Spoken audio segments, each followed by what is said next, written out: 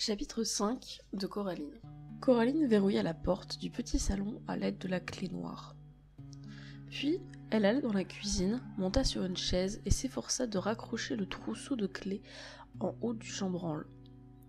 Mais après 4 ou 5 tentatives infructueuses, elle dut s'avouer qu'elle était trop petite et se contenta de les poser sur la table à côté de la porte. Sa mère n'était toujours pas rentrée des courses.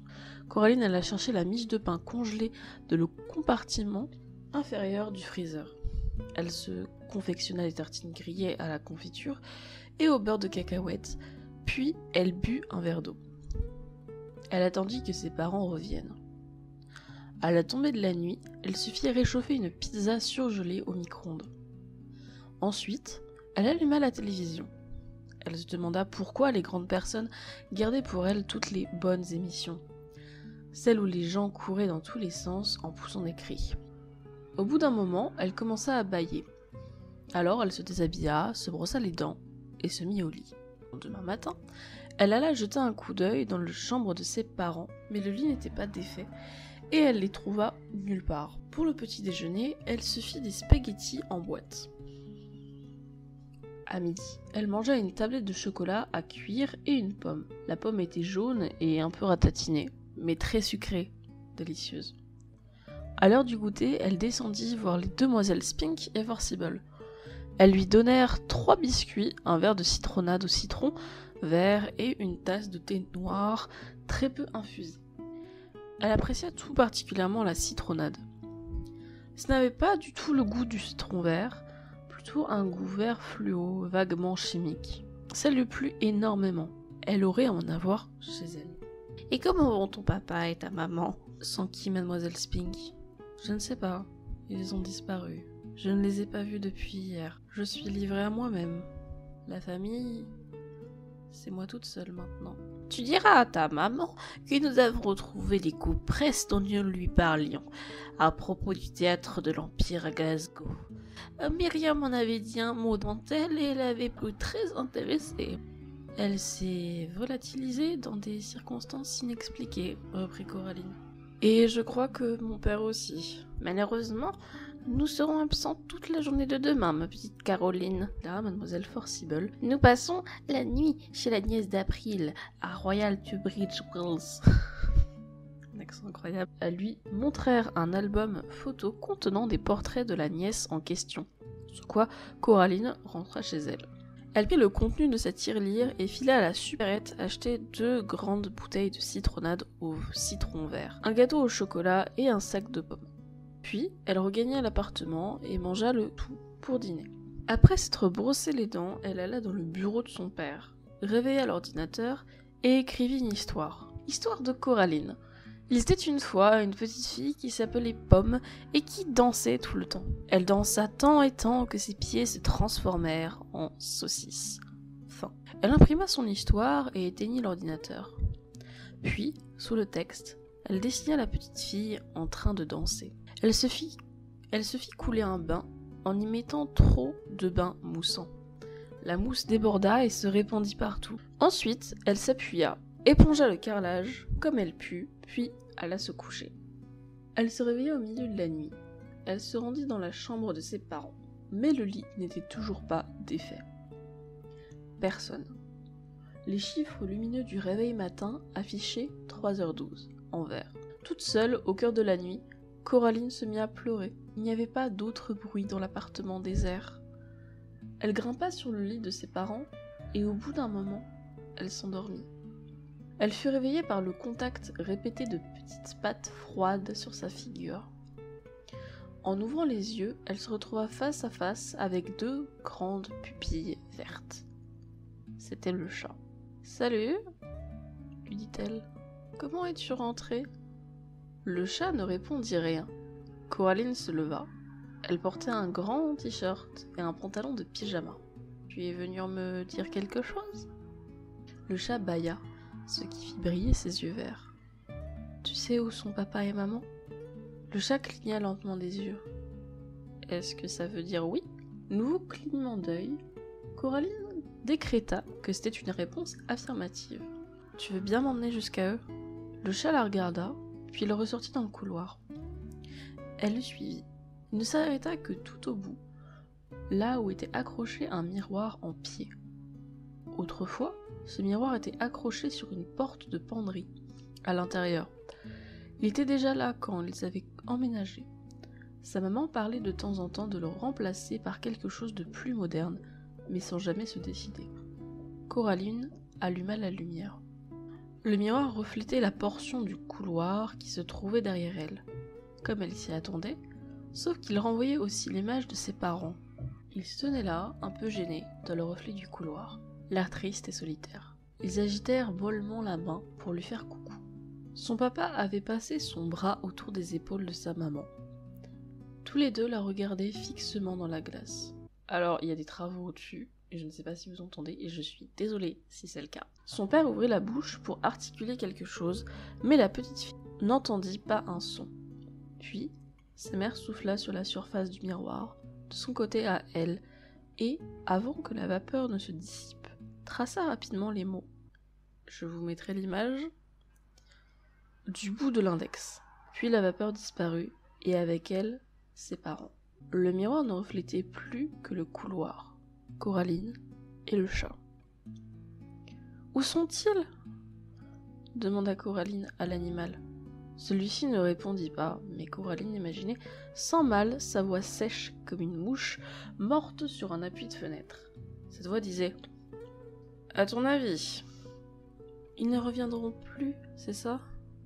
Du moins, pas par leurs propres moyens. » Le chat la regarda en clignant des yeux. Coraline prit cela pour un assentiment. « Bien, dans ce cas, je suppose qu'il ne me reste qu'une chose à faire. » Elle alla dans le bureau de son papa et s'assit à sa table de travail. Puis, elle prit le téléphone, consulta l'annuaire et appela le poste de police. « Police, j'écoute !» Puis une voix d'homme assez bourrue. « Bonjour, je m'appelle Coraline Jones. Tu ne crois pas que tu devrais être au lit alors qu'il est, jeune fille ? » « Peut-être, » répondit Coraline qui n'allait pas se laisser si facilement distraire. « Mais j'appelle pour signaler un crime. » « Tiens donc, et de quelle nature ? » ?»« Un kidnapping. Mes parents ont été emmenés de force dans un monde qui se trouve de l'autre côté du miroir du couloir. »« Et tu sais par qui ?» À sa voix, Coraline devina que l'agent de police souriait. Elle fit son possible pour s'exprimer comme une grande personne dans l'espoir qu'il la prendrait enfin au sérieux. « Je crois que c'est mon autre mère qui les retient tous les deux prisonniers. Il se peut qu'elle veuille les garder pour les coudre des boutons à la place des yeux, ou simplement pour m'attirer dans ses griffes. Je ne sais pas très bien. » « Je vois. C'est redoutable, cerf crochu, c'est ça ? Tu sais ce que je te propose, moi, Coraline Jones ? Non ? Quoi ? Tu vas demander à ta maman de te préparer une grande tasse de ton chocolat bien chaud, puis de te faire un gros câlin. Rien de tel que le chocolat chaud et les câlins pour fuir les cauchemars. Et elle s'est finie de te gronder parce que tu la réveilles en pleine nuit. Dis-lui que c'est un ordre de l'agent de police.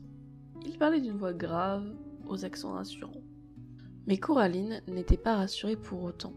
« Je lui dirai quand je la reverrai, » dit-elle avant de raccrocher. Le chat noir, qui était resté assis par terre à lisser sa fourrure pendant toute la durée de la communication, se leva et invita Coraline à la suivre dans le couloir. Elle retourna dans sa chambre où elle mit ses pantoufles et sa robe de chambre. Elle trouva une lampe de poche sous le lit, mais malheureusement, les piles étaient presque mortes. Elle n'émettait qu'une très faible lueur couleur paille. Elle la reposa et prit à la place une boîte de bougies blanches qu'on gardait en cas de besoin. Elle en planta une dans un bougeoir, puis fourra une pomme dans chacune de ses poches, prit le trousseau de clés et en détacha la vieille clé noire. Elle alla dans le grand salon et contempla la porte. Elle avait un peu l'impression que la porte la regardait aussi.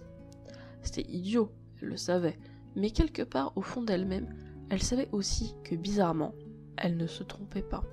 Elle retourna dans sa chambre, fouilla dans la poche de son blue jean, prit le caillou troué et le glissa dans celle de sa robe de chambre. Elle alluma la bougie avec une allumette, la regarda un petit peu vaciller en crachotant, puis prit la clé noire. elle était froide. Elle l'introduisit dans la serrure, mais sans la tourner. Un jour, quand j'étais toute petite, dit-elle au chat, à l'époque où on habitait encore dans notre vieille maison, il y a très très longtemps, mon papa m'a emmené me promener dans le terrain vague entre notre maison et la rue commerçante. C'était pourtant pas l'endroit idéal pour se promener, je t'assure. C'est plein de vieilles choses que les gens avaient mises au rebut. Des cocottes minutes, des plats cassés, des poupées sans bras ni jambes, des boîtes de conserve vides, des bouteilles brisées. Papa et maman m'avaient fait jurer de ne jamais y aller en exploration parce qu'il y avait trop de choses coupantes, du tétanos, et ainsi de suite. Mais moi, je voulais tout le temps aller explorer par là-bas. Alors un jour, mon papa a mis ses grosses bottes marron et ses gants. Il m'a fait mettre mes bottes aussi, avec un jean et un pull, et on y est allé. On a dû marcher au moins 20 minutes. On a descendu un talus et tout au fond, dans un petit ravin, il y avait un ruisseau qui coulait. Tout à coup, mon papa m'a crié « Coraline, va-t'en, vite, dépêche-toi, remonte !» Comme il n'avait pas du tout l'air de plaisanter, j'ai obéi. Je suis remontée en haut du talus. Quelque chose m'a fait mal derrière le bras pendant que je courais, mais je me suis pas arrêtée. Quand je suis arrivée tout en haut, j'ai entendu quelqu'un grimper à fond de train derrière moi. C'était mon père, qui chargeait comme un rhinocéros. Arrivé à ma hauteur, il m'a prise dans ses bras et emportée un peu plus loin. Au bout d'un moment, on s'est arrêté, hors d'haleine, et on a regardé en bas. Il y avait des milliers de guêpes. On avait dû marcher sur un nid caché dans une branche pourrie, et pendant que je m'enfuyais en courant, mon papa était resté là, à se faire piquer pour me laisser le temps de me mettre à l'abri. Dans la débandade, il avait même perdu ses lunettes. Je n'ai eu qu'une seule piqûre au bras. Il s'était fait piquer 39 poids sur tout le corps. On a compté plus tard dans la baignoire. Le chat se mit à se nettoyer le museau et les moustaches d'une manière qui montrait bien son impatience croissante. Coraline le caressa sur la nuque et le cou. Il se leva, fit plusieurs pas pour se placer hors de sa portée, puis se rassit et le regarda à nouveau. Bref, reprit Coraline. Un peu plus tard, dans l'après-midi, mon papa est remonté au terrain vague chercher ses lunettes. Il disait que s'il laissait passer un jour, il ne se rappellerait plus où elles étaient tombées. Il est rentré presque tout de suite avec ses lunettes. Il a dit qu'en me regardant courir pendant que les guêpes le piquaient, il n'avait pas eu peur. Mal, oui, mais pas peur, parce qu'il devait me laisser le temps de filer, sinon les guêpes s'en seraient prises à moi. Coraline tourna la clé dans la serrure. Il y eut un fort déclic. La porte s'ouvrit. Pas de mur de briques, rien que le noir complet. Un vent glacé soufflait du passage de l'autre côté. Coraline ne fit pas mine de franchir le seuil. Il ne se trouvait pas particulièrement courageux d'être resté là à se faire piquer, continua-t-elle d'expliquer au chat. Ce n'était pas courageux parce qu'il n'y avait pas eu peur. Il savait qu'il n'y avait rien d'autre à faire, voilà tout. En revanche, retourner chercher ses lunettes en sachant qu'il y avait des guêpes, ça faisait peur. Ça, c'était courageux. Elle fit un premier pas dans le couloir tout noir. Ça sentait la poussière, l'humidité et le renfermé. À pattes de velours, le chat avança à ses côtés. « Pourquoi » interrogea-t-il d'un ton presque indifférent. « Le courage, c'est quand on a peur, et qu'on y va quand même, » répondit-elle. La bougie projetait d'étranges ombres mouvantes et disproportionnées sur le mur. Coraline entendit quelque chose remuer dans l'obscurité.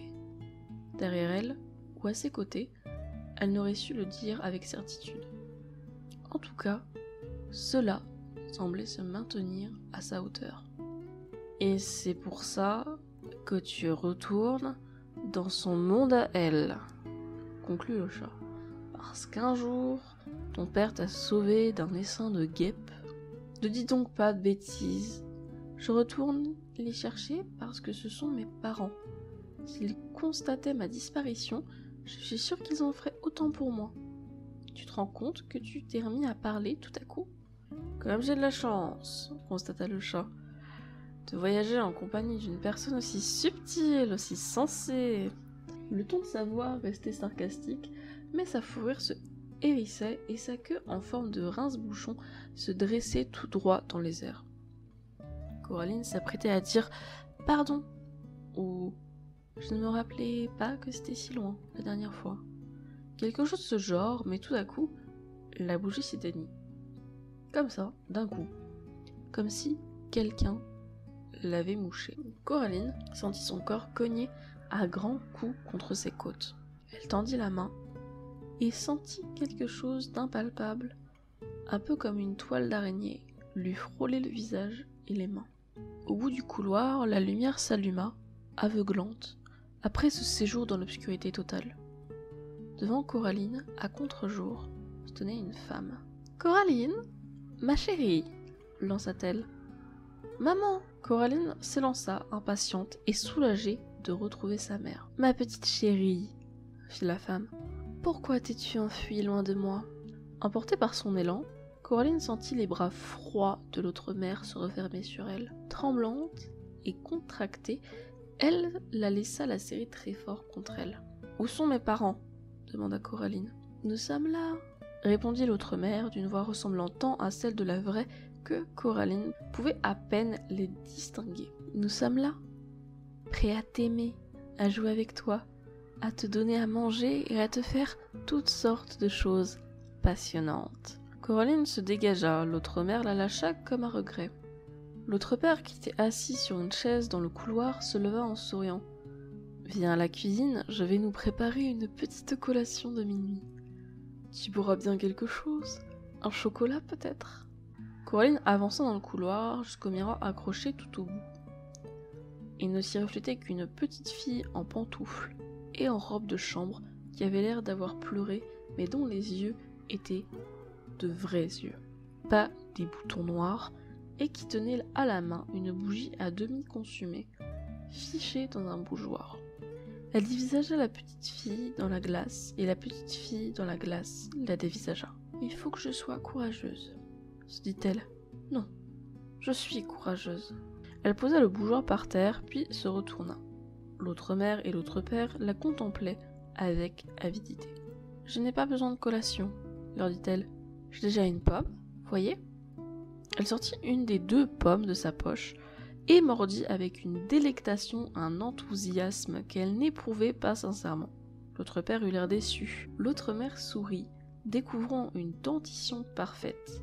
Chaque dent était un tout petit peu trop longue. L'éclairage du couloir faisait étinceler ses yeux boutons noirs. « Vous me faites peur, » dit Coraline, alors qu'en fait, il lui faisait très peur. « Je veux mes vrais parents. » Le monde parut chatoyer légèrement aux limites de son champ de vision. « Voyons, Coraline, que veux-tu que je fasse de tes anciens parents? S'ils t'ont abandonné, c'est qu'ils en avaient assez de toi, que tu les fatiguais. Tandis que moi, je n'en aurai jamais assez de toi. Je ne t'abandonnerai jamais. Tu seras toujours en sécurité ici, avec moi. » Les cheveux noirs de l'autre mère, qui semblaient mouillés, se mouvaient autour de sa tête comme les tentacules d'une créature marine au fin fond de l'océan. « C'est pas vrai. Ils n'ont pas eu assez de moi. Vous mentez. C'est vous qui les avez pris. » « Allons, allons, Coraline. Ne dis pas de bêtises. Tes parents se portent très bien là où ils sont. » Pour toute réponse, la petite fille gratifia l'autre mère d'un regard noir. « Et je le prouve, » reprit l'autre mère en frôlant la surface du miroir au bout de ses longs doigts blancs. La glace s'embruma comme si un dragon avait soufflé dessus, puis redevint claire. Dans le miroir, c'était déjà le matin. Coraline avait devant elle le couloir, bien visible, jusqu'à la porte d'entrée de chez elle. Celle-ci s'ouvrit de l'extérieur et ses parents firent leur apparition. Ils portaient des bagages. « Formidable ces vacances !» déclara le père de Coraline. « Comme c'est agréable de ne plus avoir Coraline dans les pattes !» renchérit sa mère avec un sourire joyeux. « On peut enfin réaliser tous nos rêves. Aller à l'étage, par exemple. Tout ce qu'on ne peut pas faire avec une petite fille. » « Oui, et je suis rassurée de savoir que son autre mère prendra soin d'elle mieux que nous. » Le miroir se ternit, l'image s'effaça, et bientôt il n'y eut plus que la nuit. « Tu vois ?» fit son autre mère. « Non, je ne vois rien du tout, et je n'en crois pas un mot. » Elle espérait bien que cette petite scène n'avait rien de réel, mais elle n'était pas aussi sûre qu'elle voulait bien le montrer. L'ombre d'un doute s'insinuait en elle comme un ver dans un trognon de pomme. Puis, en relevant les yeux, Elle surprit l'expression de son autre mère. Un accès de colère pure avait déformé ses traits avec la brièveté d'un éclair. Alors, Coraline sut du fond du cœur que la scène du miroir n'était qu'une illusion. Elle s'assit sur le canapé et finit sa pomme. « Je t'en prie, dit l'autre mère. Ne fais pas d'histoire. » Elle passa dans le grand salon et frappa 2 fois dans ses mains. Il y eut un bruit soyeux et un rat noir apparut. Il la regarda fixement. « Apporte-moi la clé, » dit-elle. Le rat émit une série de petits couinements, puis fila par la porte donnant sur l'appartement de Coraline. Il revint bientôt, en traînant la clé derrière lui. « Comment se fait-il que vous n'ayez pas de clé de votre côté à vous ?» sentit Coraline. « Il n'en existe qu'une. Une seule clé. Une seule porte. » l'informa l'autre père. « Chut !» fit l'autre mère. « Il ne faut pas embêter notre chère petite Coraline avec ces détails sans importance. » Elle inséra la clé dans la serrure et tourna. Le mécanisme était un peu rouillé, mais finit par fonctionner avec un déclic. Elle laissa tomber la clé dans la poche de son tablier. Dehors, le ciel s'éclaircissait. Il était maintenant d'un gris lumineux. « On se passera de collation de minuit, » déclara l'autre mère, « mais il nous faut quand même une bonne nuit de sommeil réparateur. Moi je retourne me coucher, Coraline, et je te conseille vivement d'en faire autant. » Elle posa ses longs doigts blancs sur l'épaule de l'autre père et l'entraîna hors de la pièce. Coraline s'approcha de la porte au fond du grand salon. Elle tira sur la poignée, mais rien à faire. Elle était bien fermée à clé. Quant à celle de la chambre de ses autres parents, elle était close aussi. Coraline était fatiguée, mais ne voulait pas dormir dans cette chambre-là, ni d'ailleurs sous le même toit que son autre mère. La porte d'entrée n'était pas fermée à clé. Coraline sortit dans le petit jour et descendit les marches en pierre. Elle s'assit sur la dernière. Elle était froide. D'un seul mouvement, quelque chose de velu vient se blottir avec insistance contre son flanc. Coraline fit un bond, puis poussa un soupir de soulagement. « Ah, c'est toi !» dit-elle au chat noir. « Tu vois, fit-il en retour, tu n'as pas eu tant de mal que ça à me reconnaître, même si je ne porte pas de nom. »« D'accord, d'accord. Mais comment ferais-je si je voulais t'appeler ?» Il fronça le nez et se débrouilla pour avoir l'air peu impressionné. « Appeler les chats, c'est très surfait. Autant appeler une tornade. »« Oui, mais si c'était l'heure du dîner, par exemple, tu n'aurais pas envie qu'on t'appelle ?»« Si, naturellement, mais il suffirait de crier « à table !» Tu vois, on n'a pas vraiment besoin de nous. »« Pourquoi me veut-elle pour elle ?» demanda Coraline. « Pourquoi veut-elle tellement que je reste ici ?» Elle a besoin de quelqu'un à aimer, je crois. Quelqu'un d'autre qu'elle-même. Ou alors, elle a besoin de se nourrir. Difficile à dire avec ce genre de créature. Tu as un conseil à me donner ? Le chat parut sur le point de répondre par une nouvelle raillerie, puis frémit des moustaches et se contenta de dire « Lance-lui un défi. Je ne peux pas te garantir qu'elle se comportera loyalement, mais ce que je sais, c'est que les êtres dans son genre adorent les jeux et les défis à relever. » « De quel genre d'être s'agit-il » s'enquit Coraline. Mais le chat ne répondit rien. Il se borna à se terrer langoureusement avant de s'éloigner. Puis il fit halte et se retourna et dit « À ta place, je rentrerai. Il faut dormir un peu. Tu as une longue journée devant toi. » Sur ces mots, il s'en alla. Tout de même, il n'avait pas tort. Elle se faisait dans la maison silencieuse et passant dans la chambre où l'autre mère et l'autre père... « Quoi ?» se demanda-t-elle. Dormait, guettait. L'idée lui vint que si elle ouvrait la porte, elle découvrirait une chambre déserte, ou plus exactement que la chambre resterait vide jusqu'au moment précis où elle ouvrirait la porte. D'une certaine manière, cela rendait la situation plus acceptable. Coraline alla dans la pièce qui parodiait en rose et vert sa propre chambre à coucher, referma la porte et tira le coffre à jouets devant. Il n'empêcherait personne d'entrer, mais si on essayait de le déplacer, le bruit la réveillerait, du moins elle l'espérait. Les jouets dormaient, ils marmonnèrent en marmonnant quand elle transbahuta le coffre, puis sombrèrent à nouveau dans le sommeil. Coraline regarda s'il y avait des rats sous le lit, mais non. Elle ôta sa robe de chambre et ses pantoufles, se coucha, et avant de s'endormir, eut à peine le temps de se demander ce que le chat entendait par